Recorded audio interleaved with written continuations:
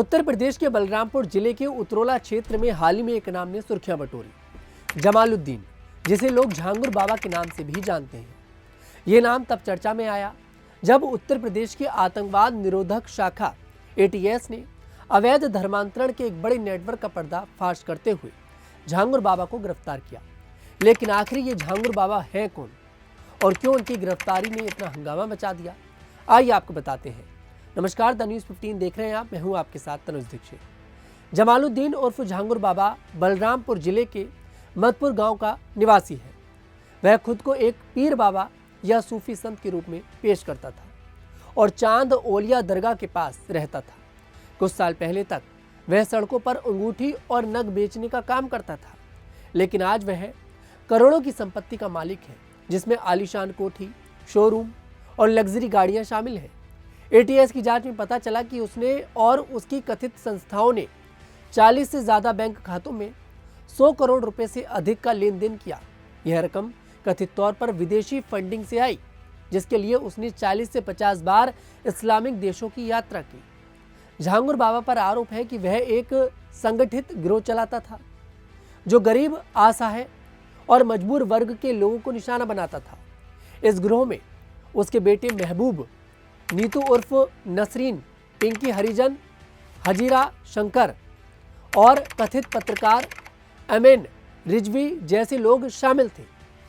यह गिरोह धन, नौकरी या विदेश में रोजगार का लालच देकर लोगों को धर्म परिवर्तन के लिए मजबूर करता था।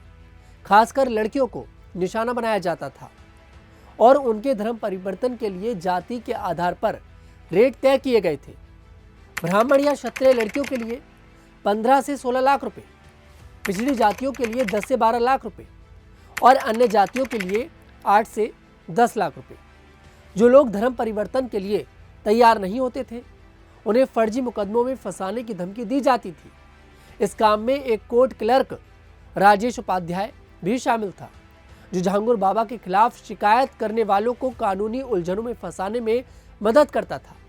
बदले में बाबा ने पुणे के लोनावला में करोड़ों की संपत्ति राजेश की पत्नी संगीता देवी के नाम पर कर रखी थी।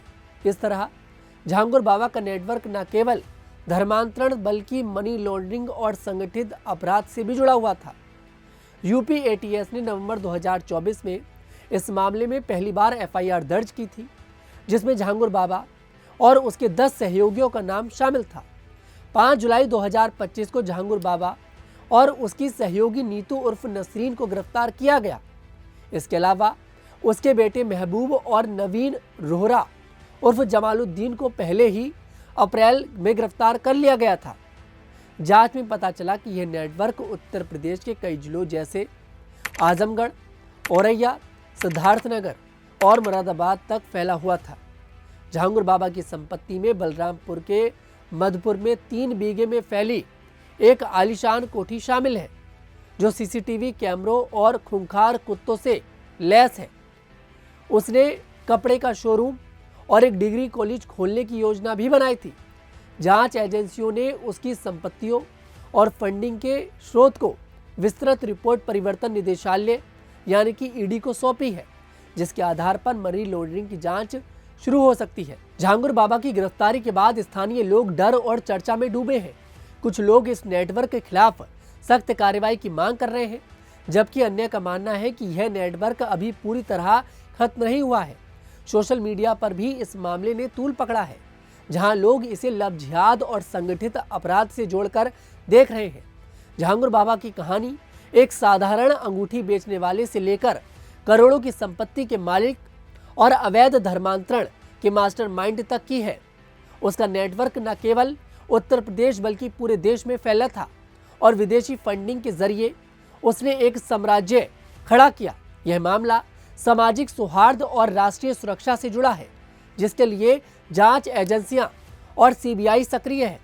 झांगुर बाबा की गिरफ्तारी ने कई सवाल खड़े किए हैं, जिनके जवाब जांच के बाद ही सामने आएंगे। फिलहाल ये कहानी आपको कैसी लगी, कमेंट सेक्शन में जरूर बताइएगा। मैं तनुज दीक्षित फिर आपसे मुलाकात करूंगा। तब तक के लिए हमारे साथ देखते रहिए द न्यूज़ 15।